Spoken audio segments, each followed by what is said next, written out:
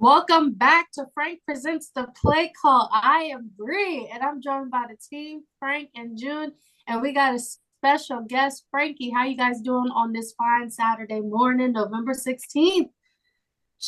I'm doing Tired, but great. I'm chilling. Doing great. Great.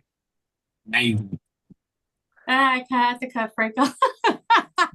No, I didn't know you was going to do it or not. I'm Because good with you last doing week it. it was a silence for 30 seconds because we ain't know who was supposed to do the intro.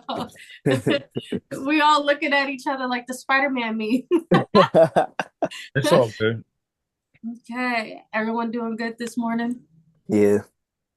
Yeah. Okay, well, Amazing. first things first, we are going to do our recaps of last week's games.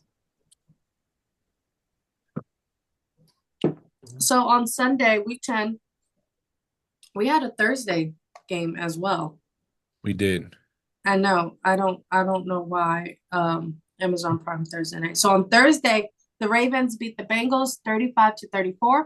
On Sunday, the Panthers beat the Giants 20-17. The Buccaneers beat the San Francisco 49ers beat the Bucks 23-20. The Patriots beat the Bears 19-3.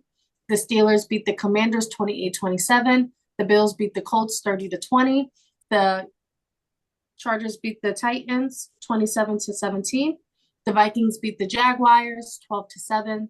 The Cardinals beat the Jets 31-6. The Chiefs beat the Broncos 16-14. The Eagles beat the Cowboys 34-6.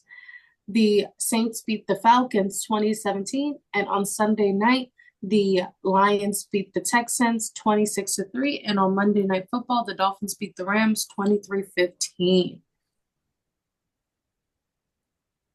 All right. Who goes first? I go the Ravens Bengals game, good game. Jamar Chase shredded them dudes over 207 yards. And 3 touchdowns. And three tutties. Yeah. I think it's pretty much safe to say that the Bengals season is pretty much over. They're lucky if they end up with a winning record. It's just sad because of all the talent. Next year's not going to look that way. I'm sure T. Higgins going to be gone. But that defense got to get better. And like me and June talked about on offsides, the offensive line got to get better too, because if not, they're not going to win. It don't matter how good Joe Burrow's playing or how he's doing on stats. They're not going to win. It's going to struggle. Jets done. You know what? Yeah, put your hopes on a guy that's 47 years old and has been declining over years. It's not like this happened this season. No, it's been coming, but we just didn't want to admit it because at one point he was revered as the greatest quarterback of all time, which Not is even that. I think it's because he also won in 2021 too. So a lot of people was like, "Oh, he's gonna bounce back." It's just a down year.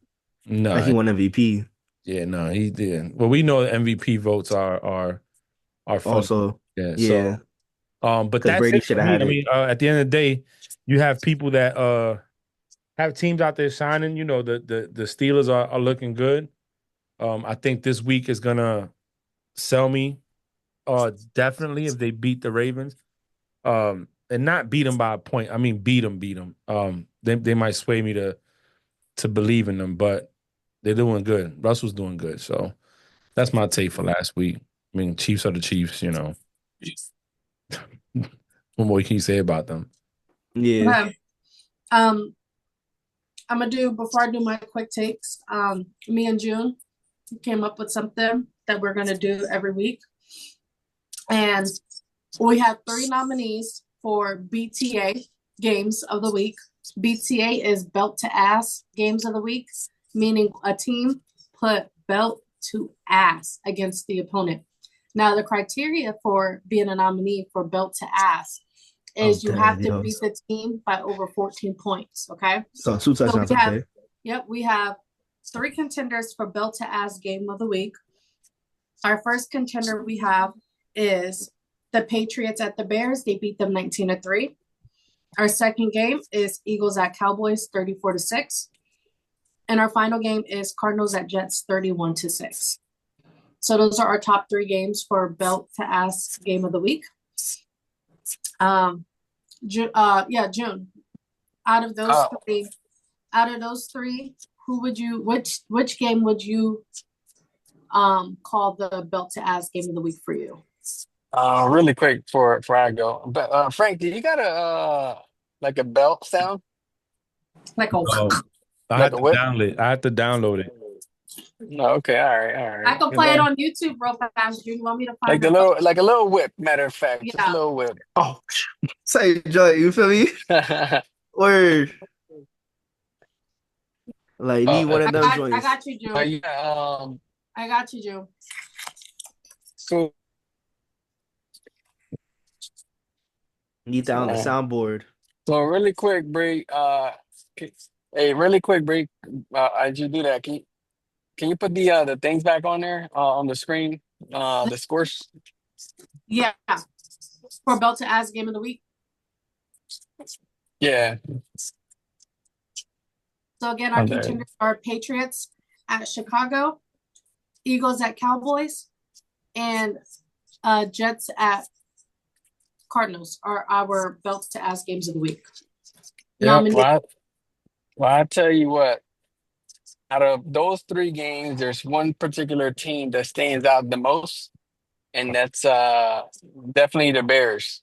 You know, who would have thought there would be on the first there would be a nominee uh on the first belt to asses, and that's the Bears. Who would have thought, right? The first round draft pick, which is not playing like a first round draft pick. It almost seems like his team's giving up on him. And you know, Dallas is Dallas. You know, fuck them motherfuckers. Uh, and the last one is damn, who was it? The Cardinals. Patriots. No. That Cardinals whooping on the Jets. I mean, yeah, the Cardinals whipping on the Jets. I mean, golly, boy, who are you gonna blame this week? Um, Aaron? I don't know, but yeah, no, I like it. I like the segment. I think it's pretty dope. And that's that. What's your which game do you cast your vote for?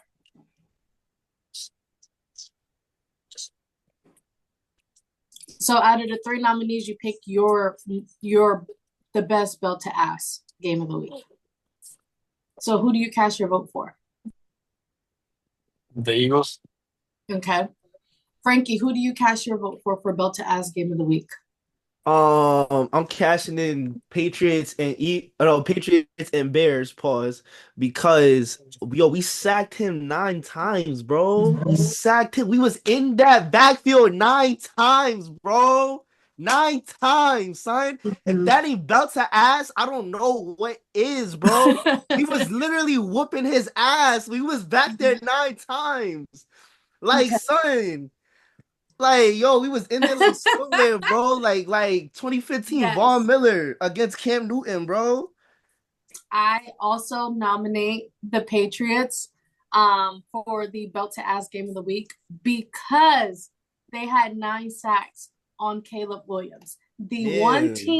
The team that everyone thought was going to be the number one team in their division. They got this star rookie quarterback, built a whole fucking offensive weapon legion around him, Yep. and they got beat by the team that nobody had faith in with their head coach, with their draft picks, besides Drake May, Yeah. with what happened in free agency, with the whole new team. They Bro, we thought have no only going to win expectations. they thought they were only going to win 3 games. No one suspected a Drake May versus Caleb Williams to be the way that it was. I give my belt to ass game of the week to the Patriots versus the Bears because 9 sacks is wild. Frank? I would have went Eagles if Dak Prescott was playing. I would have definitely went Eagles if Dak Prescott was playing, but I'm gonna go Pats because it's nobody would have thought it. Yeah. I'll be right back. We gave him belt to ass for But I'll like, tell you, yo, the only, hey, nonsense. don't get me wrong. Don't get me wrong. The reason I talked about uh the Bears, why I thought, that stands out the most is because I want to give them belt to asses, but I just hate the Cowboys so much that even if we would have beat them by one, it would have been a belt to ass. Hey, yo, I So feel that's that. why. That's a real Yeah. rivalry right there, yo. I feel that. It is a great rivalry. Word. So, all right, But I'm gonna just do my quick recaps. Sam Darnold had his worst game of the freaking season through so four far, picks. Yeah, about 3-4 picks. No touchdowns and still beat the Jacksonville Jaguars. To me, damn. freaking crazy. Now, Wait, excuse me, Bree, not to cut you off, but did it Jared Goff also have a similar game this season, like this weekend too? yep, he did against the Texans. He threw 4 picks and won by a field goal. That field goal was literally like a centimeter away from missing. And like it was Damn. like by the hair on his heads for that one. Now I'm very, very proud of my team. Our fourth quarter comeback. Amazing touchdown pass to Mike Williams to solidify the win in fourth quarter with less than 2 minutes left. And the Commanders going off sides for us to actually seal the deal and win the game. Now, I did write something down in my notes that after that win, I just wanted to share something with you guys when it comes to Pittsburgh and how I feel about Russell Wilson as my quarterback. I gotta see. Let's see. Who is Russell Wilson? For the blind, he is the vision. For the hungry, he's the chef. For the thirsty, he's the water. If Russell thinks, I agree. If Russell speaks, I listen. If Russell has one fan, it's me. If Russell has no fans, I don't exist. Let's go Pittsburgh. Facts. That's how you should rob for your quarterback. I love that that fourth quarter comeback, and our defense definitely helping out and helping seal the deal when it came to them punting and us getting the ball back with a minute left. And the offsides really, really helped us out. That is a big veteran move by Mike Tomlin and by Russell Wilson, and it played out in our favor to a rookie lineman who fell for it. So that's it was that. encroachment like crazy too. Mm-hmm. Like it wasn't even like he just jumped it. Like he jumped it and was about to get into action. Like damn, bro, the ball wasn't even snapped yet, gang. Now, this game, I'm just going to do a brief recap on it. But to me, this game was my favorite game of the week. And my favorite game, so it's different than Bill to Ask, but my favorite game of the week was the Panthers beating the Giants 20-17. And I'm going to tell you why. To see Bryce Young week 1 and week 2 crying on the field after getting sacked for the 4th time in a row, to having that joy in his eyes and the smile just not leave his face and having fun on the field, it is like the most beautiful thing. I'm a very empath. I feel people's emotions, you know? When I see someone crying or upset, it makes me upset. If I see somebody happy, it makes me happy. I'm a huge empath. I'm a very emotional, sensitive person, especially when it comes to other people's emotions. And I think that he now has the confident boost, him and that team, to keep doing what they're doing to win. This is the first time he's played 2 seasons, the first time in his NFL career that he has won back-to-back games. Mind you, Bryce Young only has 3 wins since being drafted by the Carolina Panthers. And 2 of them were back-to-back. That is special, just seeing him be joyful, seeing him be grateful, and having him do a 180 from what he looked like the first 2 weeks after they benched him, or prior to them benching him and putting in Andy Dalton. That team is getting a lot of rhythm. Hubbard said, hey, we told y'all, don't let us get another win, because once we get a win, we clicking and we're going to keep going. So they are on a bye week this week. I hope that they make the major and most proper adjustments they need to make, because they are playing the Chiefs next week. There's a big trend on TikTok and Twitter about Bryce Young is the quarterback to beat Patrick Mahomes this season. I love that everyone is in Bryce Young's corner and everyone is hyping him up. I just love to see that young kid. He's a great kid. He has a good head on his shoulders. He's not in any scandals. He's not problematic. He just wants to play football and he loves his game. And he's just a young boy from Los Angeles, California that just loves his game. And I'm just very proud of him. So that is why that is my favorite game. Not because of, yes, they won, but what it took for them to win. So, Where you That's sound like, real. yeah. Bree sounds like she's in another podcast and like emotional support in the NFL with Breeze. Where where have people players just come on cry, there. where everyone just cry with each It's other. like, yeah. I'll put in your podcast. I'll nominate Elliott, the kicker for the Eagles. Good Lord. Jake Elliott.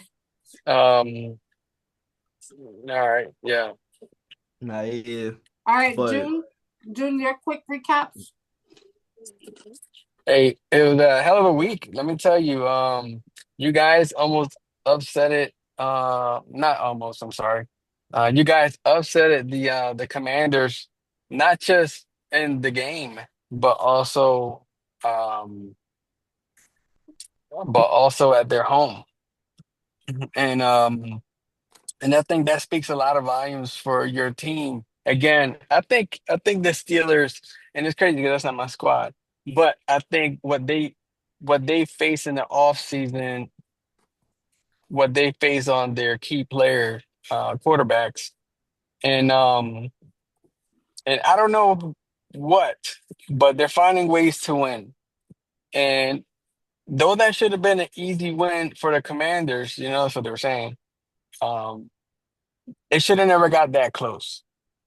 So for the fact that it got that close, in my opinion, that team lost. Because if you were supposed to win in dominant fashion, you shouldn't have lost by 8 points. Um, so shout out to the Steelers. You guys know how I feel already about Dallas. I already gave the Eagles Built to ass game of the week. their flowers for that. That's what y'all get. Don't make us do it again. Um, but yeah, that's my team. That's my game of the week for you guys. It's the Steelers. And who you got to play? The Ravens next, and we'll talk about that later. But we'll Uh-huh. see how that goes. All right. And then Frankie, just a quick recap of any of the games you watched.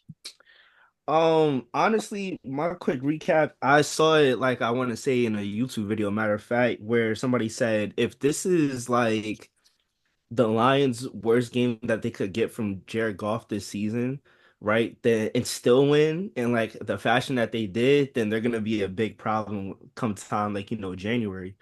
And same thing with the Sam Darnold thing. Like I didn't even know that Sam Darnold threw 4 picks, and like I want to ask you, like, what do you think That's his best. about? Yeah, like you feel me? Like I wanted to ask you about like what do you think in terms of like okay, if these are their floors, what do you think their ceilings are going into like, December soon and then right after January, which both teams will probably end up playing in. So Yeah. And then they did play earlier this season. They actually played when we all were in Tampa, and it was the Lions won, I think, 28-26. So it was a very, very close game, especially a divisional game. I just think, everyone's entitled to having like an off or rough game, like you said, they both have their worst games of the season so far. They just have to, capitalize off of the mistakes, go back, watch film, see what they can improve on. Definitely bust their ass and give it all they got um, all week because they do play tomorrow. I was going to say this week, but I hope they did capitalize off the mistakes, watch film, and learn and tackle better solutions to have a more effective win than the wins that they did have.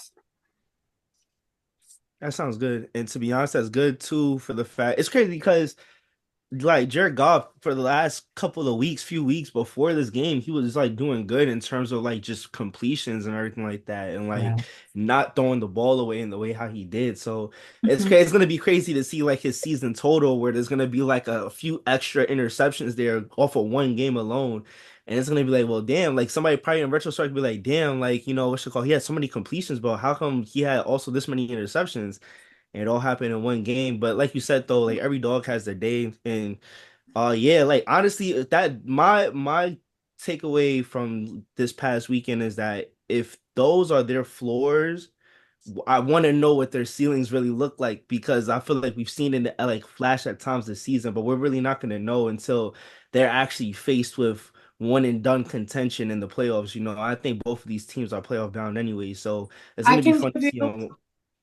I can give you two games from each that I think really show like their ceilings early on in the season and what they're capable of doing. I'll start with the Lions first. The first game I'm going to touch on, that is a ceiling game of theirs. Hold on one second. Travis Hunter scored again, by the way. I hear it on my TV. I don't know if y'all can hear my TV. Yeah, I didn't know if y'all could hear it on my TV or not. But the first game that I will say was Jared Goff. I'll start with the Lions when it comes to their ceiling games. Definitely when they played the Cowboys, they beat them 47-9.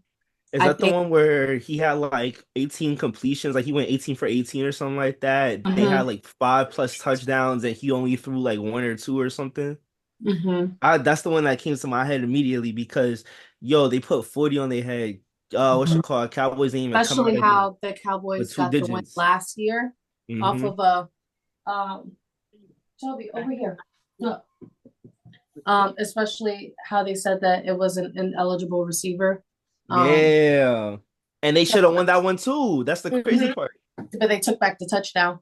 And then the Yeah, second man. game, I will also say was a big one for them is the Lions defeating the Seahawks 42-29 because Yeah, the that Seahawks was a good one also too. have is a strong team in the NFC. I wasn't And going they to were use going their back and forth. I wasn't going to use their Titans game because they beat them 52-14, but look at the caliber of the Titans team and the caliber Yeah. of the so I wasn't going to do that to them. So those are my two games where you talk about like what their ceiling's going to be. That's just like a snippet of what they're capable of doing to solidify the wins that they need to solidify coming into the season. My second or my two for the Vikings would definitely be the Vikings win against the 49ers 23-17. That was a good I one. think that was a very, very great game for Sam Darnold. And Not only that, but very methodical too, because look at the score, you feel and me? especially against the 49ers defense, like the defense that it Hmm. is. I think that was amazing. And then Played chess with Kyle also, Shanahan and won. mhm. And then also, another game for them is the another is a divisional game, and it will be the Packers 31-29. They won by 2 points, but again, Mm. that's That his was a first. good one That's too, though. also a really strong NFC type team. And then you could also throw in their Texans won 34-7 because the Hmm. Texans had Stephon Diggs. They have the team to beat in the AFC North. So I think that they can get their shit together because they're gonna go head to head for divisional title. Yeah. Like, oh, facts. Yeah, that's so crazy because they are in the same division. So it's even crazier because like you have two powerhouse teams in the NFC and they're both in the same division, which I think ends up happening like more often than not They both sometimes. had horrible games against the AFC North team this week. Yeah, so see, All it's right. it's crazy, yo. All right. Our first topic that we have, let me go ahead and put that picture up. Um, so I just want to see who you guys is. I'm just gonna put all the pictures up right now, and then I'll just slide as we go through the I'll just slide as we go through. All right. So pick one for this year's NFL MVP. So you have Patrick Mahomes, Lamar Jackson, Josh Allen, Joe Burrow, Kyler Murray, Jared Goff, or other, and Jalen Hurts or other.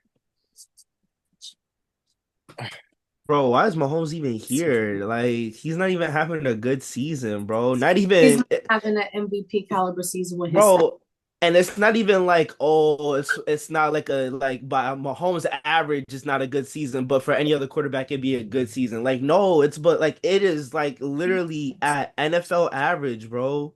Like, that's how, bro. That's why I'm saying like, yo, they gotta change it up a bit because they really make the MVP like award, a QB award. And I'm granted to an extent it is, because look at who wins it the majority of the time.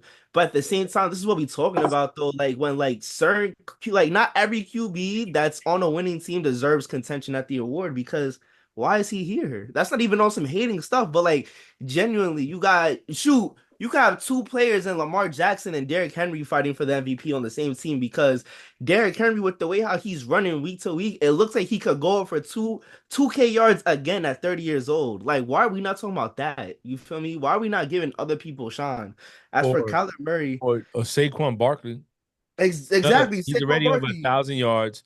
a He, thousand he yards. would have more touchdowns if Eagles don't always do this damn tush push and take the touchdown Those memes from are so great. the running back. They're hurting the Like, star player. Um, he's up there. You know what I'm saying? I think exactly. outside of the quarterback position, if we're just looking at these quarterbacks up here, then Lamar is clearly making a stake for it.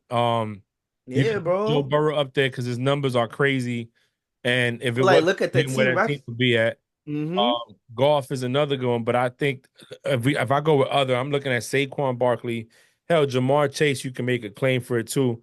When a dude's having almost 300 yards in a game and three touchdowns, um, you could really make a case. I think the NFL needs to go back to the most valuable player, not you know because and you know Which quarterback? yeah, Yeah, not which to quarterback? bring your team into this, but hey, there was times there where maybe TJ should have won that joint because without TJ, y'all wouldn't win games. And that's a defensive player by himself making a difference. So I've always said that it's not really who's the most valuable player. It's whatever quarterback is doing great. And um, for me to not take the whole segment up, I would go Saquon Barkley if not King Henry. I'm gonna go Saquon as well. That is my other. My other. I was gonna also choose other, and I was gonna say Saquon Barkley. June? June? Uh, I'm not biased or anything. Uh, but I will. Saquon one, Hurts two. No. Real. I feel that. For me, I'd say Lamar Jackson, but if I had to choose the other, I'd say either Saquon or Derrick Henry, man. Like, and it's crazy, bro. Like, I really feel like you could really replace. You could really take out Joe Burrow because he is having a great season, but like the team is just not there record wise. You feel me? And I feel like if you're gonna win MVP, you have to like winning record obviously has to go into it. Not every single person on a winning record team or the best team has to win it, but like you have to be over 500 at least, and like it doesn't have to be comfortable, but it has to be convincing. Like you feel me? Mm-hmm. So I would take off Joe Burrow and I would take off Mahomes and I would probably add in, yeah, like that's what I would say. Like the running back should at least get some shine. And as for Jamar Chase, I feel like by the end of the season, if he's just the numbers is there, he should be in contention too. Like, bro, a wide receiver still has never even won, you know, MVP. And there's been times where either a Jerry Rice, a Randy Moss, Calvin Johnson, even maybe a possibly like the mention of an Antonio Brown or Julio Jones could have won it over the years. Like we just need more. Like this is okay. This is okay pickings, but Lamar Jackson's gonna run away with it if this is what is to offer at MVP this year. Like I ain't gonna lie. Like we need So more let me ask better you a question, options. right? Not I'm gonna ask the team this, I guess. Lamar 7-3. Let's say they lose now on Sunday. It'll be 7-4. Let's say they get one more loss and end up with 5 losses on the season. Hell, So I, 12 I and think 5. even losing on Sunday to the Steelers, does it knock him off the MVP run? Because Uh you know the reason I bring this up is because if he has 5 losses on the season, let's say, is that really an MVP season? You know what I'm saying? If his numbers, he's what 1-3 or 1-4. I don't even know his record against the Steelers, but it's a losing I have record. it on here. I have it on here. Yeah, he has a. It's a. We are 8-3 against the Ravens since Lamar has been the quarterback. Okay, so eight and so three. three. So he's a 3-8 player against his team. Right now, everybody has this team as one of the teams to go to the Super Bowl, right? So if you don't go in there and perform like that, because I mean, you got to get over that hump eventually. You know what I'm saying? Yeah. If you don't get up in there and perform that way, are you really the MVP this year? You know what I'm saying? Forget the numbers. Are you the MVP? So I guess my question is, if he ends up losing not just this Sunday, let's say two more losses on the season, go 12-5, should he be even considered for MVP voting? I think that also depends on how the other candidates that are up for MVP do. Because I feel like if he continues to lose, but Josh Allen continues to win, then yeah. And Jalen Hurts, and Saquon. And even though he's the quarterback, if Derrick Henry continues to outshine, then yeah, I think he might get bounced off. I I don't know. think. All right, go ahead. Oh, I'm gonna. Oh, No, no, go ahead. um, I think to be honest, what you call it? Nah, like if like let's say the team does go to like a 12-5 or even 11-6, right, or something like that.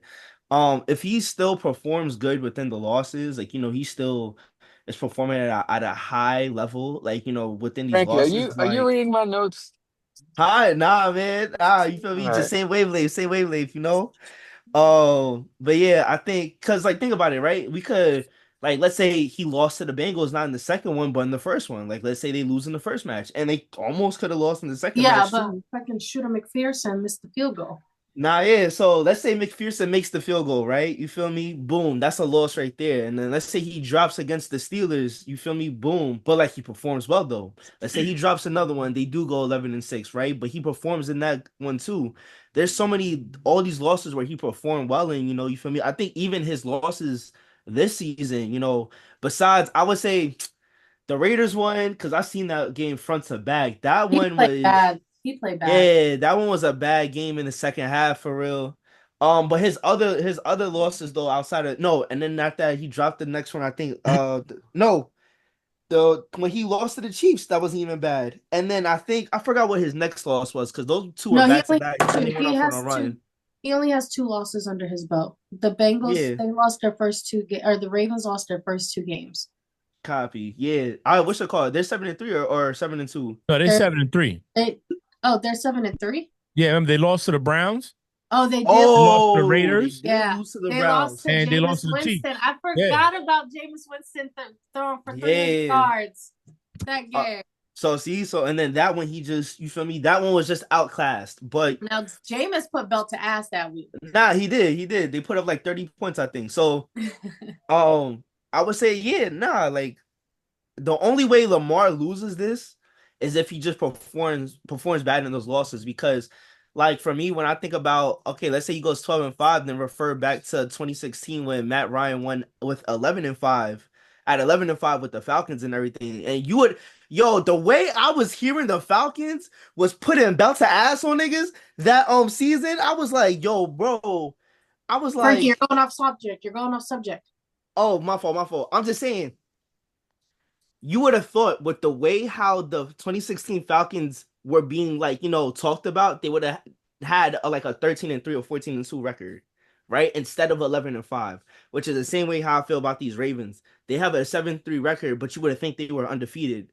Like the way how they're being talked about also. So, and to an extent, they should either be 8-2 or undefeated, but every dog has their day. So I think, yeah, nah. Lamar Jackson literally he's the only one to lose this himself. The only person that's stopping him is losing himself. Yep. All All right, right, Jim. Drew. No, and you know what? Frankie said it. In my opinion, if those losses happen because of Lamar, if Lamar has a game like Jared Goff had the other day when he threw like 18 interceptions, then it's him for him to lose. But, Yeah, but yeah, man. but that's pretty much it, man. I agree 110% with Frankie. That's what I would base it on. Because if he puts up 30 and the defense gives up 50, I don't think it's on Lamar. Yeah, man. Like at the end of the day, what is Lamar gonna do for his other people's mistakes, that they make on the field? So I would say, yeah, you really can't place blame on that. Like, and I don't even think there's the only people that he's really in contention with or in contention with him, like in terms of consideration, is um the Eagles in terms of what they're doing with possibly Jalen Hurts or Saquon and the person he's handing the ball off to in the backfield, Derrick Henry. That's it. Um, maybe Jared Goff, but like what you call it, like also like his stats. I just don't. His stats are not jumping off the page for real. Like yeah, he'll have some good games, but at the end of the day, like it's a whole engine. It's not just Jared Goff. It's not like it's relying off Jared Goff's back, so he's not gonna have the numbers. Josh Allen and the Bills, they start off hot. Now every day it's like you don't know what you're gonna get with them. I mean every week. And then as for the Cardinals, I think the Cardinals do they even have are they over 500 yet? Yeah, they're number one Yeah, in their yeah, division. but this is Number one in the division? oh, this ain't even honestly. This ain't even a Listen, thing. let's just give it to little Kyler. This ain't even a thing. Honestly, like you said, It's like the Mahomes, perfect attendance kindergarten award for yeah, Kyler. but Mahomes shouldn't be there, in my opinion. Hurts, he's having a good season. Lamar definitely up there. Josh, I still got to see the numbers. I did numbers on Burrow's last 6 games. He's thrown for 1,069, 1,691 yards with 17 touchdowns in the last 6 games. Hey, yo, I I feel think bad for Joe Burrow, that's man. more tutties than what the Patrick Mahomes got. But anyway, Bree, what's the next stat? All right, so the next Six one moving games. forward. Yep. So the next one moving forward, kind of this was just like a little segue into what I really wanted to talk about. And it is the offensive rookie of the year candidates. And with the two losses from Jaden Daniels and the Washington Commanders back to back, Drake May and Bo Nix are now in favorites of winning offensive rookie of the year. Jaden Daniels has only thrown 9 touchdowns in 11 games. May has 8 touchdowns in 5 games, winning multiple games despite having a late start and the surrounding that he's with. Caleb Williams and Bo Nix are averaging 1 touchdown per game, just average, averaging wise. And then with that being said, it's now looking like a race between Jaden Daniels and Drake May. I do think that if Drake May does continue to win and the Patriots do continue to win and he keeps up the pace for the rest of the years, despite having a late start, he can win it. And I think when it comes to offensive rookie of the year, you have to think about this. Yes, Jaden Daniels has had a outstanding and an astonishing, phenomenal season, but he doesn't make up his offense. Remember, June was the first one to say it. They added all these key weapons, and they have all this talent on their offense. They do. They have Zach Ertz. They have Austin Eckler. They have Terry McLaurin. They have all these key offensive weapons that is helping Jaden Daniels do what he do. To me, Drake May is the offense of the New England Patriots. And I'm just being dead ass. And that's no like shade to Hunter Henry or no shade to Ramondre Stevenson because I think they're phenomenal, outstanding players. But when you had Tyrod Taylor starting, right? There was no movement of the offense until Drake May got in the game, and allowing these stars like Hunter Henry and Ramondre Stevenson to do what they do best, and win. So that's why I say he is the offense because he is putting the offense together to do what they're doing. And he's definitely making these rookie wide receivers and these, I'm not even gonna say no name, but these wide receivers that not a lot of people talk about, have people talking about them. So I think that if he continues to win and do it, he definitely will get offensive rookie of the year. Frank, what are your thoughts? You said between Bo Nix and Drake May, right? Bo Nix. Well, yes, but Bo Nix is now like in conversations. He's number 3. Drake May is still number 2, but he is on pace to winning it over Jaden Daniels. Well, Jaden Daniels right now is sitting at 2,338 yards with 10 touchdowns to only 3 interceptions, and that's throwing touchdowns. How many rushing touchdowns he got? I don't know. I haven't. This is just quarterback stuff. This ain't running back stuff. Oh, okay.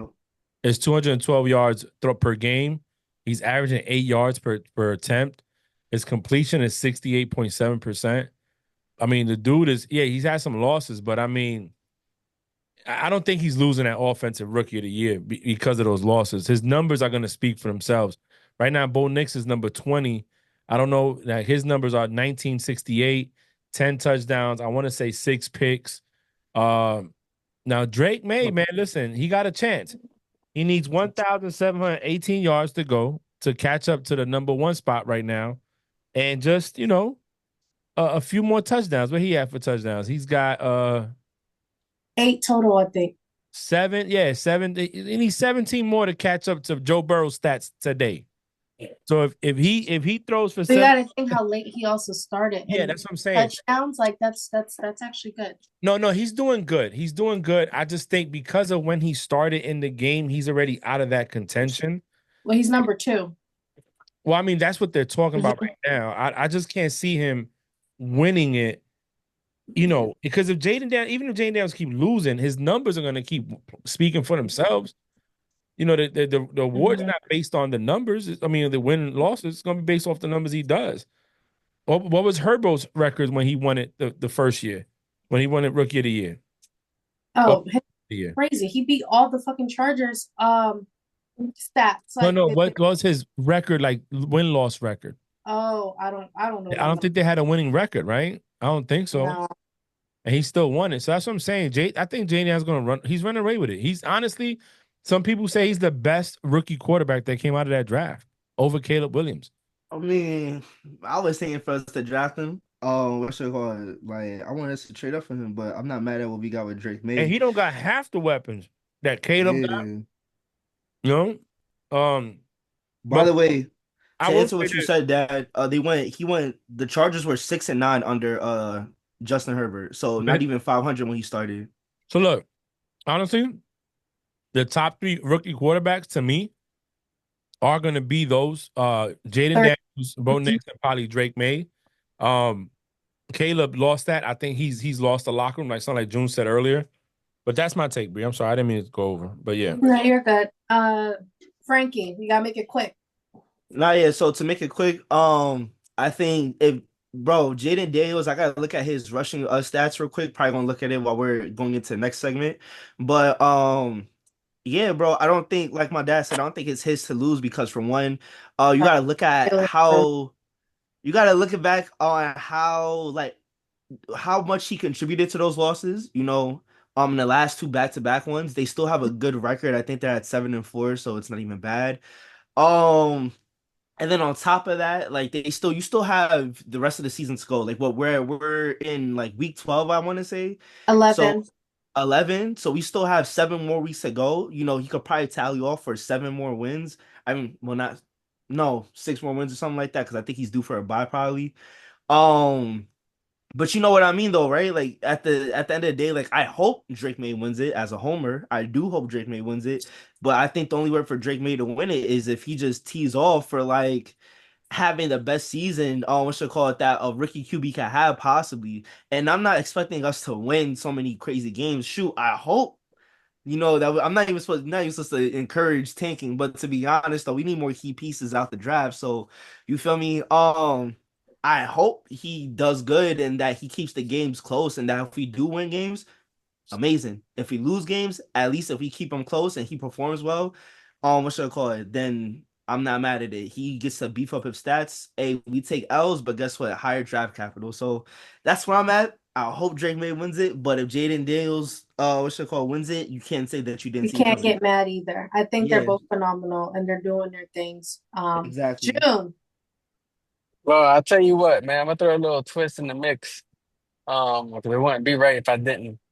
Hey, as much as I love all those guys you're talking about, I think we're not talking about somebody that's Marvin pretty Harrison Jr. pretty solid, right? Nope, I'm not even talking about him. I'm talking about Quinyon Mitchell, right? He's the He's defense. Eagles. He's defense. We're talking about Nah, offense. but you said rookie talk. No, yeah, You no, said we're doing offensive rookie. rookie. Offensive. Oh, I didn't hear that part. I might have been going through the thing, but I saved this for the next one. Okay. Okay, hey, Jaden Daniels, hands down. Okay. All right. Now for defensive rookie of the year. Now, June, now you can talk about Quinyon Mitchell after I read you the candidates and who's in the running. Okay. So right now the favorite is Jared Verse from the Rams. Under him is Latu from the Colts. Then it's Kamari Lattister from the Texans. And then Quinyon Mitchell is fourth from the Eagles. Those are the favorite. Those are the runnings of Defensive Rookie of the Year as of to date, with Jared Verse being the favorite. FSU, baby, let's go. Okay. All right. Sorry, go ahead. Now you can talk about Quinyon. Hey, I gotta say, man, my main man, 500 grand, Quinyon Mitchell. I mean, right now the Eagles secondary has been an issue for the last 5 years. I don't know, right? We're just gonna throw that out there, and that's something we spoke about in the podcast. Regardless, even if they made it to the Super Bowl, the secondary was always suspect. Um, Hell, that's how we lost the Super Bowl, right? But it is what it is. And anyway, we just gradually got worse. So adding those other key pieces to the mix, I mean, since he's a rookie, and let me name you some folks here, right? The entire Packers fucking team: Drake London, Chris Olave, Mike fucking Evans, Amari Cooper, Malik Neighbors, Chase, the entire Jaguars organization, including the practice squad, fucking CD Lamb, and Terry McLaurin. None of those in any given game has had over two receptions against him, and none of those has had over 23 yards. And there's only one player that's had over 12 yards or 14 yards, and that was Olave. And let me tell you, for a rookie to do something like that against the stardom and the caliber of players that just named, I mean, that don't That happen is, overnight. yeah, that You know is what I'm right. saying? That don't Yeah, happen he's overnight. When on you're his when you're in a fucking. when you're a D lineman, when you're an O lineman, and you guys can work together to do the thing is one thing. But when you're going 1-on-one against a star elite Pro Bowl players, I mean, I think it speaks different volumes. So that's why I would move him from fourth to one. Well, yeah, because you're also biased. No, I My gave you bias. legitimate. Did I give I you know, no, legitimate no, no, no, facts? no. Yes, no. That is, and I will say, when it comes to pressures, especially in the secondary, I do say him, Christian Gonzalez, and Joey Porter Jr. I say those three because those are our teams. They are doing their fucking thing, and they're all really, really young. Christian and Joey Porter Jr. going on their That's my second boy year. right there. Yep, and then you also have Quinyon Mitchell, that's a rookie. Um, I would also say if my biasness opinion when it comes to someone else who should be in the running is my little beanie baby, my little beanie Bishop. Okay, my little 5'7" DB that is picking everybody off their fucking ass. And that's what I would say. You know, his first start of a Pittsburgh Steelers, he had 2 picks against Aaron Rodgers. Amazing. He's only 5'6", 5'7". He's a little boy, you know. Um, and he's just doing amazing, especially with how his size, you know. And he's also locking people down as well. So that's just my biased opinion. I don't think he would be in a running, but I am proud of somebody that small that is amazing to be as talented as he is, because not too many people can do that, especially covering receivers that he's covering as well. So Frank and Frankie, your thoughts on the defensive rookies of the years with Jared Verse being number one? Jared Verse. That's what you Mhm. said. What Yeah, position? Jared. He's a linebacker. He's the Rams' first round draft pick from Florida State. He basically replaced Aaron Donald, basically. All right. So, and who's the next person? I heard The he was next gonna be person good. is Leatu Latu from the Colts. The Colts. Go Nope. for it. And who's next? Kamari Lassiter. This is all on NFL.com too. It was all on NFL.com. Mm-hmm. Nah, so I'm looking at the standings, right, of defenses on this stats for on ESPN. I went interceptions because you said Bishop, and I was looking to see, and then I was looking for what Mitchell, right? Quinion. Mm-hmm. Yeah, and they're not even in the top 10 for interceptions, and they play corners. Bro, they don't throw him the ball. But Nah, are you yeah, they looking don't at throw too rookies? Are many. you looking at Shut rookies? down, baby. Well, no, I'm looking at the names total. Just like so, Beanie Bishop is tied for 8 with 3 picks. So honestly, I don't know, but the stats that June called out for Mitchell, I would go with Mitchell. Mm-hmm. You know, because we ain't talking about overall corners. Yeah. If So we talk about NFL overall corners, then it's top. gonna be my man Gonzalez all day, every day. But we talking about rookies. I'm gonna support my man, my brother June with his Mitchell. He put I'm the gonna stats always out there. He, so he convinced me. So, because I don't Like a know. ranking board, Frank. Yeah, yeah, all right. you did. I'm gonna read really quick. So this is what NFL also has another article, top 10 defensive candidates, top 10 defensive rookie of the year candidates. At number 10, they have Cooper DeJean. At number 9, they have Peyton Wilson.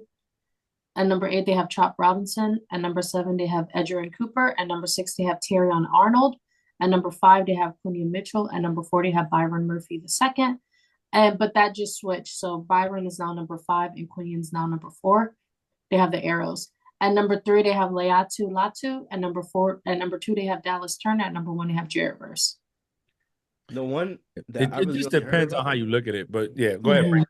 Nah, yeah, I was gonna say the one I really heard about was Mitchell because I've seen a lot of his stuff on Instagram. Like they be talking about Mhm. him. Like, you know what it was? Somebody said that it was comparable to Revis Island, and I was like, Revis Island. That's Porter like, damn. Island. We don't speak Revis. We speak Porter. Oh my gosh. Yo, he shit, that's what it reminded me of. And I was like, damn, like, and I was like, if he's that, I was like, he's that good to be putting up like Revis type of stats. And I was like, and I remember like Revis, nobody got what more than like 30 yards on him, 36 yards on him to see like that season. So in a game, so I was like, that's just really good. Like, I mean, and corner is one of the hardest positions to play in football, period, on no matter the level. So, honestly, yeah, bro, if he's starting off like that in his rookie year, you can only imagine what he's gonna be like come time year 3, 4, or 5. Like that's a monster, bro. That's a monster in the making. Yeah, So he is. ball, He's really good. He's really good. so ball hawk right there, bro. Yeah, he's really, really good. He's really, really good. Um, so this article says, also on NFL.com, rookie edge rusher Jared Verse has emerged as a standout player for the Los Angeles Rams, significantly impacting the team's previous struggling defense in 2024. Following the departure of Aaron Darnold, Verse has taken a focal role leading an impressive defense performance rankings with 4.5 sacks and high pressure rates. Verse is considered front runner of defensive rookie of the year. Although he currently trails TJ Watt in defensive defensive player of the year odds, there remains potential for him to join the elite ranks if he continues a strong play. By numbers, Verse leads all NFL rookies in sacks, pressures, and tackle for loss. Since week 4, the Rams ranked 5th in overalls defense, EPA, and 2nd in quarterback pressure rate. State of play, Verse has recorded at least 1 tackle for loss in 7 of his first 9 games. The Rams defense has shifted from a bottom 10 ranking to a top 5 unit since the beginning of this season. Damn. So he's bringing pressure. From a bottom 10 to what? To top what? 5 Top 5? units since the beginning of the season. Damn. I mean, the Eagles right now are since they're in first place. Yeah. Like they're in every major statistical category, like they're the first or top 5 or top 3 from what I saw. Okie dokie. Our next topic. Oh, we can continue with the pictures. All right. So, what is the best rivalry going into this week? So, I know the Eagles and Commanders already played, but the best rivalries going into this week, we have the contenders of the Packers and Bears, Eagles and Commanders, Ravens and Steelers, Chiefs and Bills. So, June, what is the best rivalry game this week for week 11? You got it up there? Yeah. Yeah, I think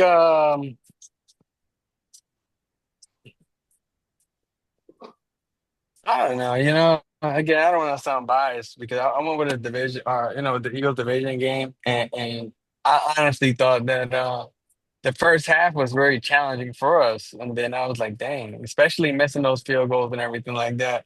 So I thought that the Eagles and Commanders was pretty legit. But aside, if I had to pick outside of my own team, I want to see the Chiefs and the Bills. 'Cause I So, want to you see think what. that, yes. Oh, go ahead. Sorry. Yeah. I'm gonna stick away from picking my own team because even though I thought that was the game, I want to see the Chiefs and the Bills.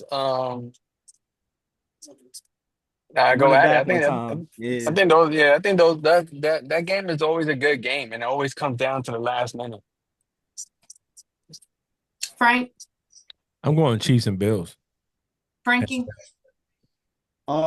Chiefs and Bills for the same reason, man. You feel me? Especially this year, I think with the way how Josh Allen have been playing and the struggles of the Chiefs, I Mm-hmm. hope I hope the Bills it'll They're be, gonna have one last week. you feel me? Yeah. Um, I'm gonna be biased and say Steelers and Ravens, and I think also it is because again, no one thought that the Steelers would play the way that we have been playing. Um, I do think that we can continue to be Lamar Jackson's kryptonite when it comes to playing in a divisional game, and I think that's going to be really, really good for the division. All right, so this is the remaining schedule of the Chicago Bears. So I will say that the Chicago Bears will be a contender of belt to ass games of the week, with them being on the opposite end because they play the Packers, then the Vikings, then the Lions, then the 49ers, then the Vikings again, then the Lions again, then the Seahawks, then the Packers. That is the remaining schedule for them. And they not catching nobody lacking going into December, so not even gonna lie. Not even Crazy, gonna isn't it? lie. Yo, belt to ass on them They're gonna be that their games are gonna be contenders for the rest of the season.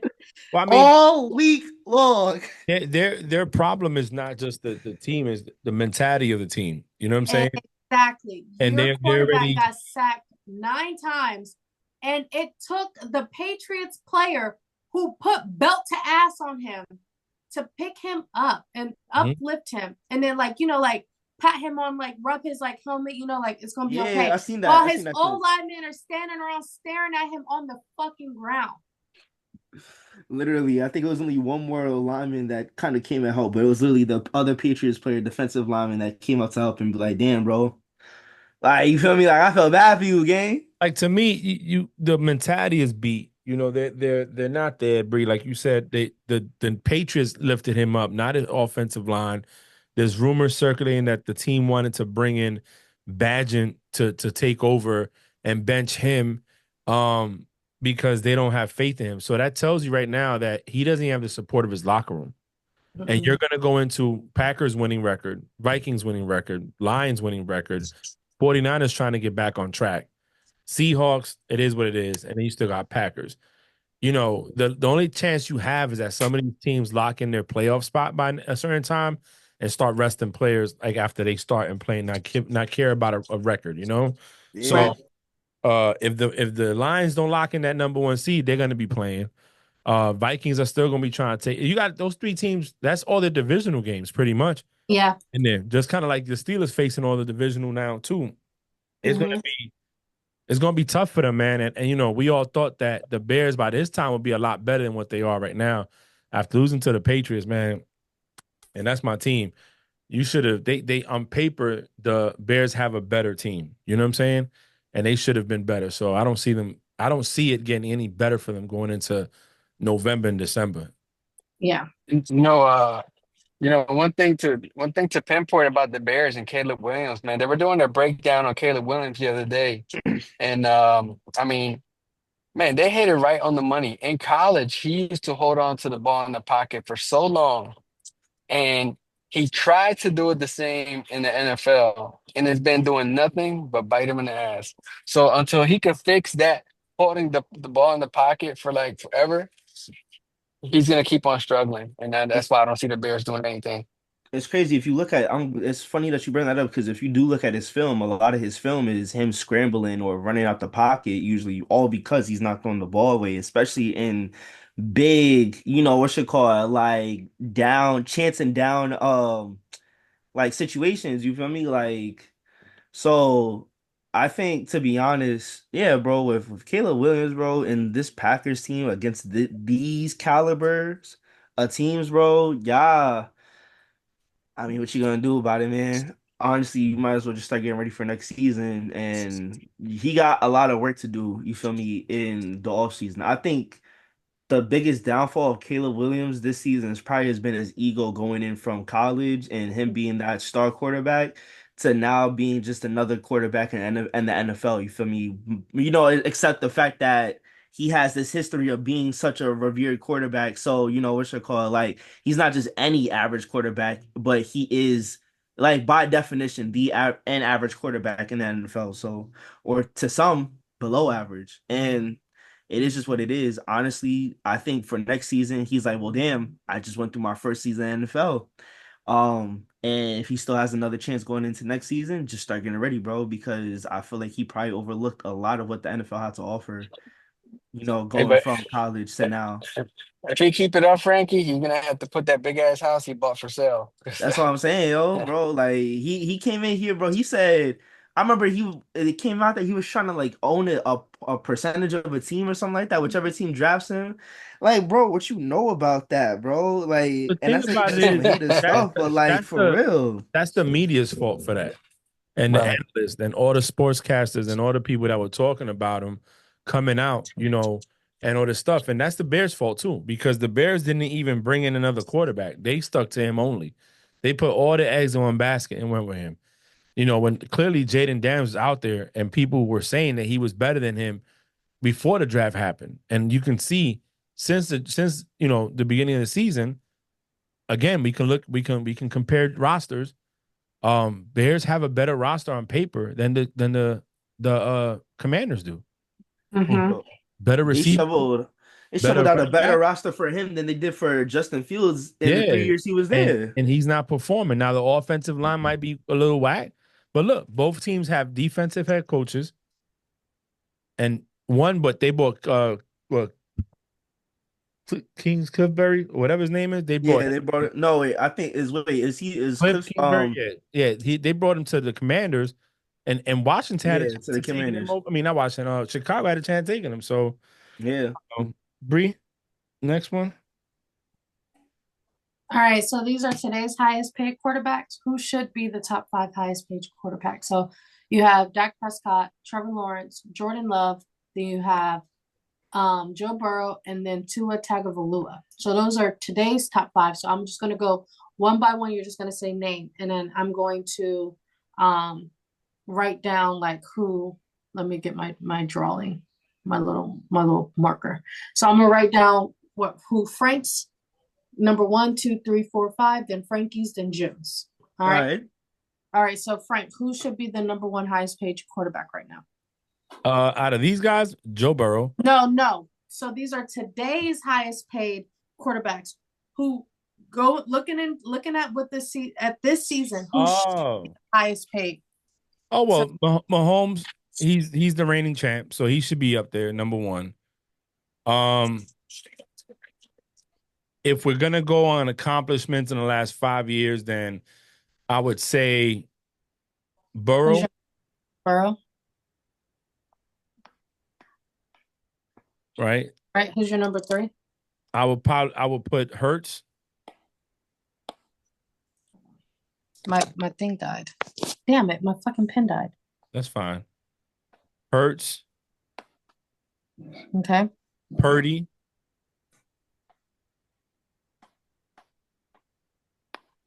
Okay. and Lamar.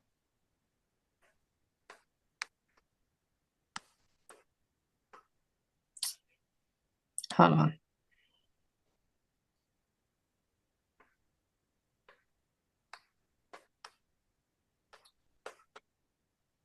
All right. Frankie. Mahomes, Mahomes. Okay.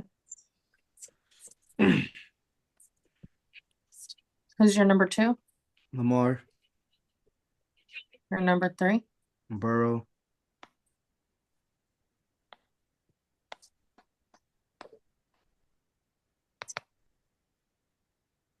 All right. Who's your number four? Allen, All right. Who's your number five? yeah, Hurts. You could throw Hurts in there, yeah. All right. You ready, June? Yep. All right. Let me change the color. All right. Who's your number one? Mahomes. Your number two? Hurts, Your number three? Burrow. Your number four?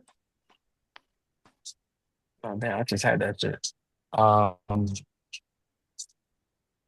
Lamar.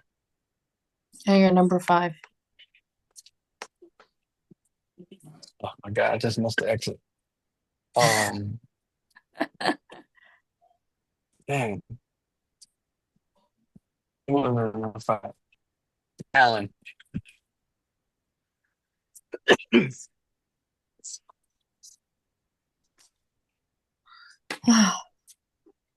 Sorry, I have fat ass fingers, y'all. That's how it be. All right. Now for me, right? I'm gonna use mine's pink. Mine's what my number one will also be Mahomes, right? Mm-hmm. My number two would be Lamar.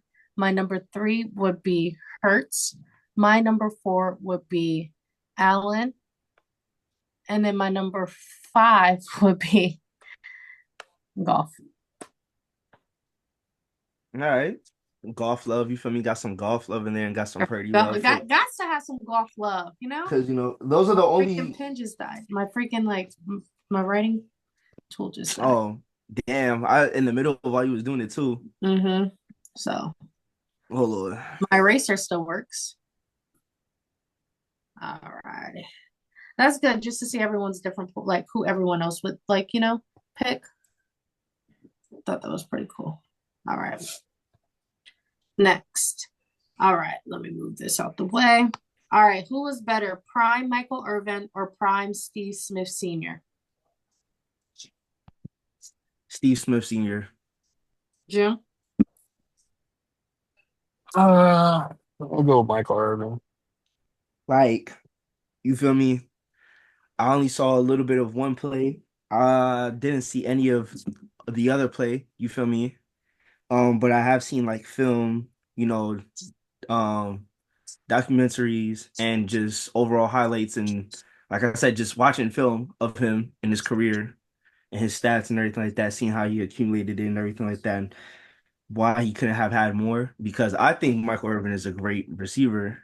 What's it called? Which I wonder, like, if you look at his stats, you always wonder, or probably could feel like, why didn't he have more or get more out of them? But that's like that's due to like injuries. Like I think he had a neck injury at one point, concussions and stuff like that. But Steve Smith, bro, I don't care though that Michael Irvin got 3 rings, right? Steve Smith Sr., bro, is a dog. He will chew any DB that came his way. And if you think like injuries are gonna have what's it called, and injuries barely plagued that man too. You feel me? The reason why I'm choosing him over Michael Irvin is because this man was a tank. He's like 5'9", 5'8", bro. It's like 5'9", catching the ball. What's it called? Punking receiver, punking DBs and everything like that. You feel me? Like ice up, son, ice up. Like what you mean, bro? Like this man is iconic, bro. Like Michael Irvin, like if it really came down to it, Michael Irvin not doing what Steve Smith did just because he's less available and much more injury prone. I don't care if he got three rings. Right. I gotta agree with Frankie. I'm gonna go Steve Smith. I mean, Michael did great, but the Cowboys team It was was so great. yeah, they had a great running back. They had a good defense, They had offense. the best cornerback at one Yeah, point. they had so much, and I watched them win these Super Bowls, so it wasn't like I didn't, I wasn't watching them. And it's not like you have to watch film like I did. So I go with Steve Smith, man. I think Steve Smith is better in the prime. And I think he played longer He than did. Michael Irvin. He did, and he still did good. When he He was with the Ravens. All exactly. right, y'all. I gotta go. Just got here to this wonderful, wonderful prison. I mean, school. Um, you guys have a great, great, great rest of the Saturday. Have fun, man. Hey, and the Eagles already played this week, so thank God we got that dub.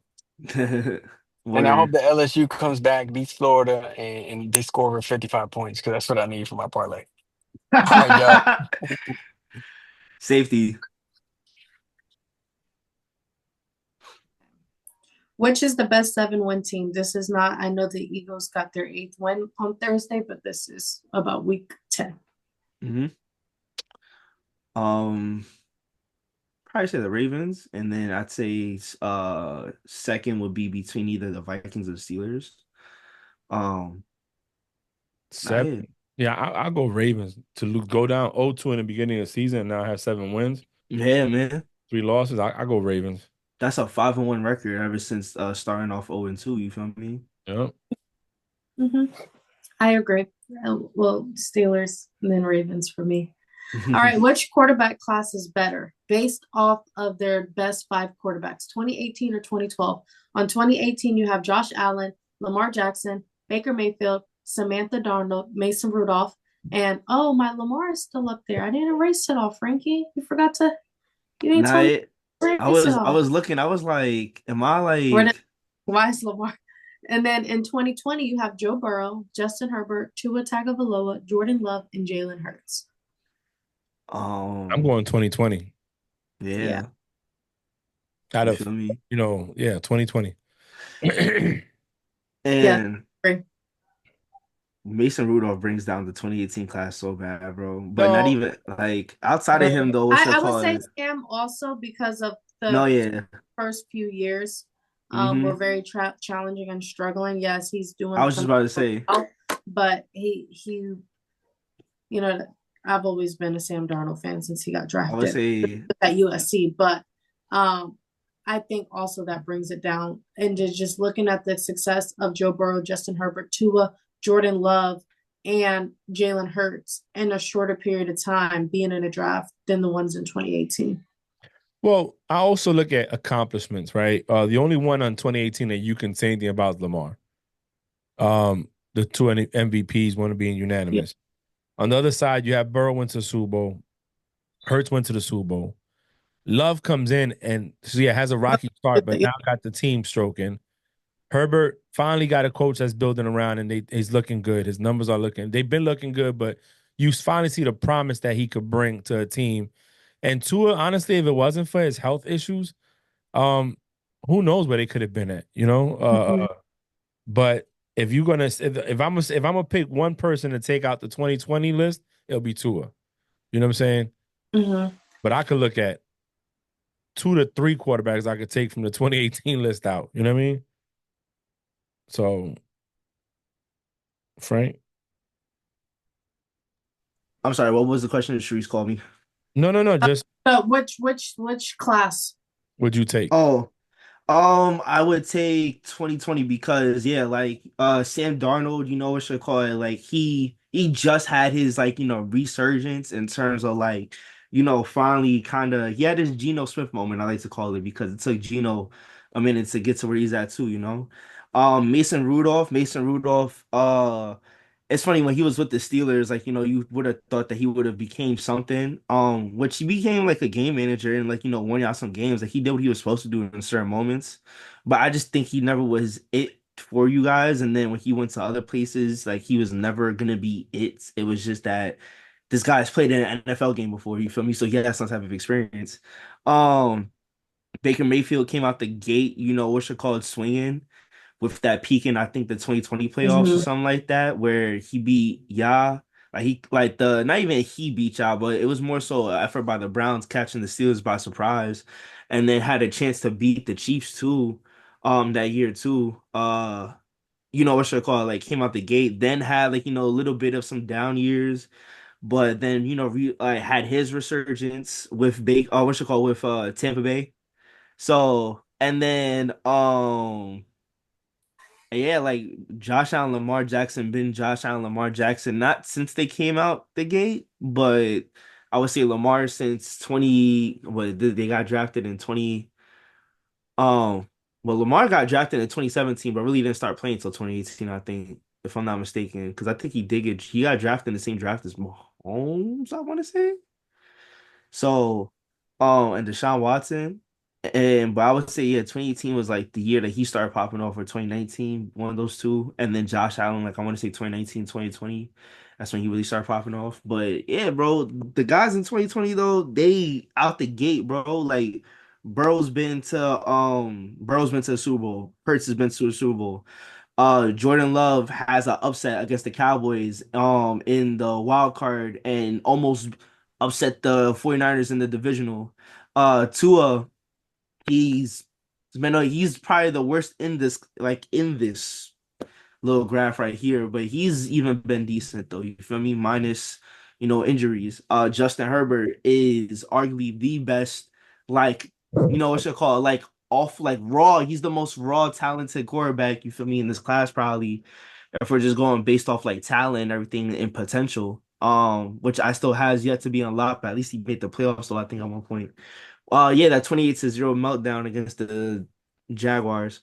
Um, and then Joe Burrow is probably the best in this class as of right now in terms of like just stats and achievements with making the Super Bowl and then going back to another AFC championship. So all while doing that in his second and third year. So now yeah, definitely 2020, man. These is the guys, and look at where they at Mhm. now. You feel me? These is the main guys that the new generation, like Generation Alpha, is watching. Every single weekend. You feel me? Like the young kids now that are getting into football. Like the oldest Generation Alpha kid is 12 years old because that started like in 2012, right? You feel me? 2013, 2012, 2013. So, and it's now 2024. They're probably 12 years old. And who are they watching every single Sunday? They're watching Joe Burrow. They're watching, what should I call it? Justin Herbert, Tua, Jordan Love, Jalen Hurts. You feel me? Yeah, Josh Allen, Lamar Jackson are there, but they're like veterans at this point now. You feel me? So, Mhm. but their main guys, this is who they are. So you feel me? And they've been nothing but great coming into the 2020s. We all thought, but we all were saying, like, what's the transition like? Going from Drew Brees, Tom Brady, Ben Roethlisberger, Aaron Rodgers, because we thought he would have retired by now. You feel me? Like, these great quarterbacks that we saw, and so many more, like Phillip Rivers or even a Matt Ryan too. Like what would it be like transition from them to these younger guys coming in? But the younger guys have been nothing but great. You can't complain. Facts. All right, so this is the current playoff picture for the NFL up to week 10 in the AFC. And number one, Kansas City. And then you have the number five versus the number four Ravens versus number four Houston's. And then the number six Chargers versus the number three Pittsburgh. And the number seven Broncos versus the number two Bills. On the NFC side, you have the number one Detroit with the bye week. And then you have the number five Vikings versus the number four Cardinals. The number six Commanders versus the number three Falcons, and the number seven Packers versus the number two Eagles. Damn. That would be pretty lit playoff. It's different teams, besides like Yeah. your standard Chiefs and Damn near the like entire NFC North like is in there. if you would have asked me before the season started that the Arizona Cardinals, the Washington Commanders, and the Atlanta Falcons would be in the playoff picture. Shit, even the Minnesota Vikings, bro, to an extent. Mm-hmm. So, Bree, I agree with you 100%. I would probably tell you that you're a fucking liar. No, but think about it. And look at the picture for the AFC side, right? Yeah. These teams right here, pick one of these teams realistically, that can go into Arrowhead and beat Patrick Mahomes and the Chiefs. The Pittsburgh Steelers. Okay. I'm being realistic as fuck, by the way. You said what? I'm being realistic as fuck, by the way. I know. You said it very seriously. I think they could do it. I would have to see what they do on Christmas Day in order to believe that. The only reason I might agree is because Wilson. I'm going to Arrowhead with this hammer. You going to the Arrowhead game? Fuck no, I'm not going. But I'm going to go with this hammer. And when you just see a random person on the field go like this to Patrick Mahomes' knee real fast and run off. Bree, first off, that's incriminating. Second of all, don't do that. But hold on. To carry on, what should I call it? I would say if I had to choose one team to go into Arrowhead from both conferences, I'd say the Ravens right now. No, because the Ravens were this season. So that's why I didn't say the Ravens, or I didn't say the Broncos, or the ones that played them already. Well, they've already beat the Chiefs already beat them. So the Chiefs know like Oh, that's why I didn't say them. The Chiefs that have yet to okay. play a new revived Pittsburgh Steelers team, and they have yet to play a new revived Buffalo Bills team because I feel like their chemistry is a lot better without Stephon Diggs. Yeah. So I'm definitely saying the Lions for sure. The Lions for sure are walking up in that not bitch. AFC, they're not in the AFC. But he said from both No, conferences. no, no, That's no, No, no, why. he no. said from the AFC Oh, No, side. so well, let me be clear. I'm not trying to start a topic on who can be what. What I'm saying is, if we're looking at let's be honest, the It's just elephant in the room is stopping the the Kansas City Chiefs from three-peating. yeah. What AFC team can stop Yeah, them from that going starts with the AFC side of the house. And what I'm trying to say is that based on this picture right here, to the Steelers and the Bills there's because well, hold on. There's nobody out of these teams have went into Arrowhead and beat them in the wintertime in the playoffs. And the reason I bring that up because we was talking about we wasn't even talking about the Steelers on offsides. We're about Baltimore. And you couldn't beat them in Baltimore. You think you're gonna go into Arrowhead, brick winner, divisional round, and try to get brick a as win? hell. Brick as hell You know what I'm too. saying? And I don't even think they'll play him because I forgot how it goes, but it just to me it's what I'm trying to say is that right now this playoff picture doesn't make me feel like, oh, somebody's gonna stop him. And the reason, and you got to think, Bree, the team you're facing on the 25th of December isn't gonna be the same team you face in the division AFC championship round. and I understand that. I completely understand that. But TJ Watt did shave his head, so No, girl, that doesn't help out when he looks like he should be on it's the skinhead over. side of higher learning. Over. I'm kidding.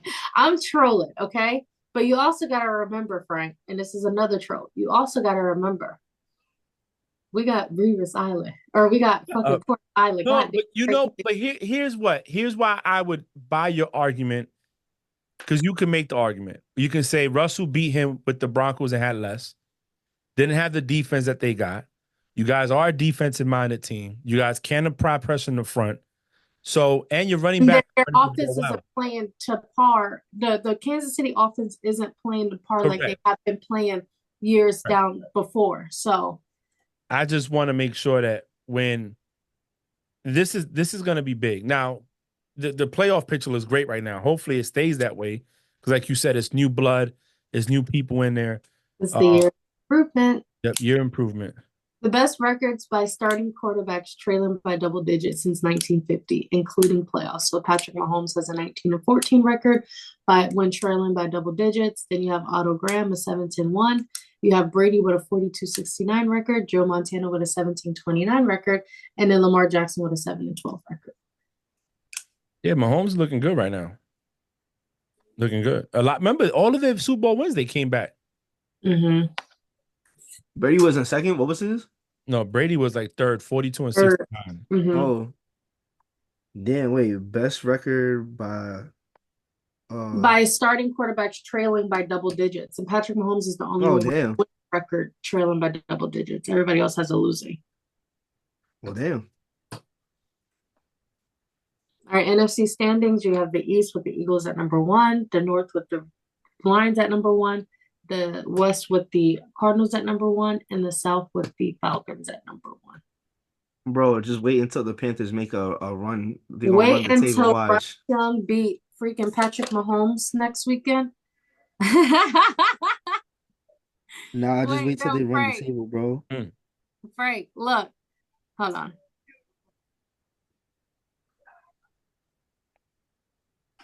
So it says who's rooting for the Chiefs in week 12, right? And it's Patrick, Yeah.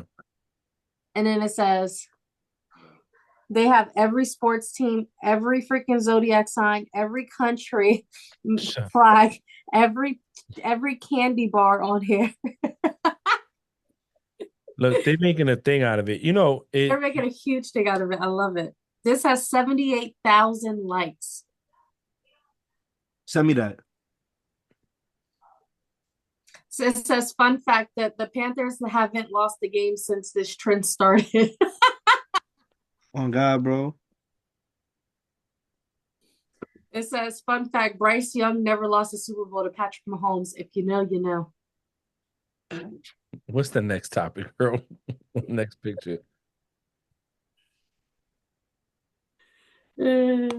All right. And then you have the AFC standings. You have the Bills at number one in the AFC East, the Steelers at number one in the AFC North, the Chiefs at number one in the AFC West, and then the Texans number one in the AFC South. Oh my gosh, the freaking Jags are under the Titans now.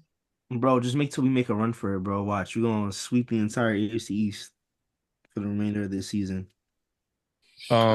Receiving touchdown leaders, you have Jamar Chase with 10, George Kittle with 7, Amon-Ra St. Brown with 7, Mike Evans with 6, Marvin Harrison Jr. with 6, Drake London with 6, Terry McLaurin with 6. Damn, didn't they say Tyreek Hill was gonna be here? Some shit like that at the beginning of the season. That's crazy. And Mike Evans been out for like 2 weeks now. No. Word. You feel me? Yeah. Shout out to Jamar Chase. Yeah. He's going dumb, bro. He's eating, bro. The dude's playing nice. Like it's because he's only inflating what he could only get. But this right on here the contract, also, this should tell the Bengals front office that this motherfucker need to get paid, and they playing in his face. Yeah, if you're gonna get rid of Higgins, you already know that. So look, just go ahead and pay this boy his money now, because if you wait till the offseason, it's only gonna go up. Mm-hmm. And you can't blame him. All right, Ravens versus Steelers last 10 games. You have the Ravens win in 2019, 26-23, in 2019, 10-28.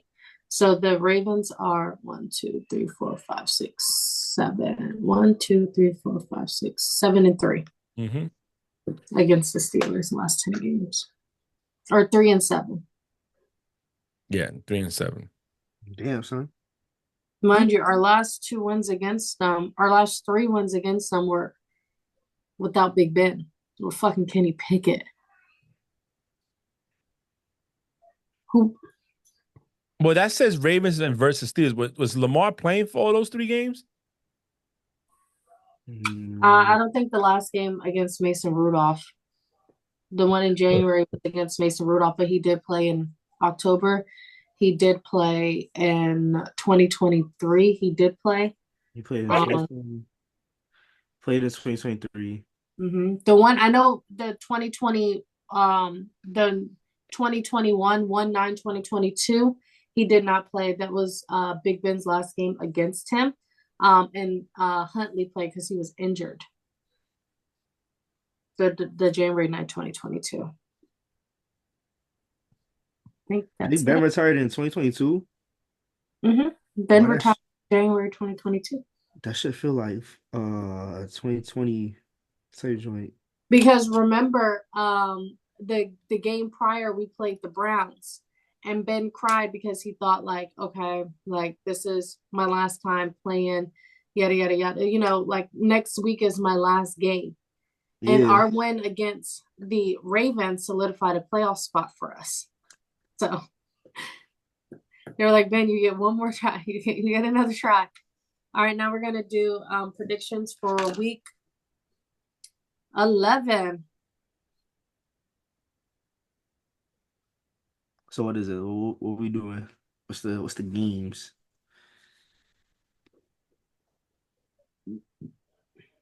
All righty. You guys ready? Yeah, game. All right, and then I'm gonna write Frankie's on the side too. So we got Thursdays on Sunday, November 17th, Ravens at Steelers. I'm going Steelers, Frank. I'm going Ravens. Frankie? Ravens. All right, and then we have Jags at Lions. I'm going Lions, Frank. Lions. Frankie? Lions. Then we have Rams at Patriots, Frank. I'm going my Pats at home. Rams coming across, the country. I want Pats at home as well, Frankie. I got the Pats at home, bro. What you mean? All right. Next, we have the Browns at Saints, Frank. I went Saints, man, at home. I'm a I'm gonna go Cleveland. Frankie? Um, I got the Browns because it's Jameis Winston, right? Mm-hmm. Yeah, yeah, man. Let's go, Next Jameis. you have the Colts at Jets. I went Colts, Frank. Went Jets. You Went know, Jets. It's outside. It's I'm gonna cold. I'm gonna go Jets. I'm gonna go Jets. Frankie? Go Jets too. Next we have Vikings at Titans. I went Samantha Hmm. Darnold. Frank? Vikings.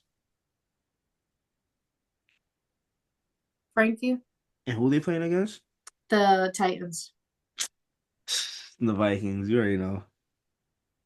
Next we have Raiders at Dolphins. I went Dolphins, Frank.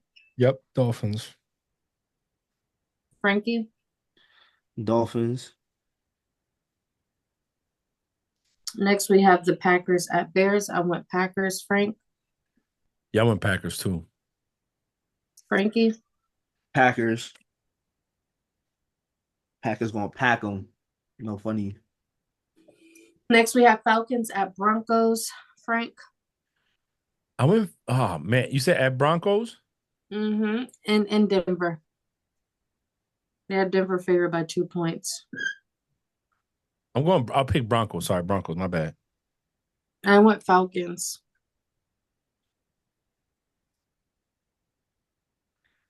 I got Falcons. You see what Jesse Bates said, Frankie? What do you say? We walk When into the they attack? asked no, they asked him like how have they been preparing for Bo Nix? And he said, yeah. He said we've been watching Bo Nix in college for the last 10 years. I'm dead, yo. All right, next we have Seahawks at 49ers. I'm going Seahawks this time. I'm going 49ers. But I love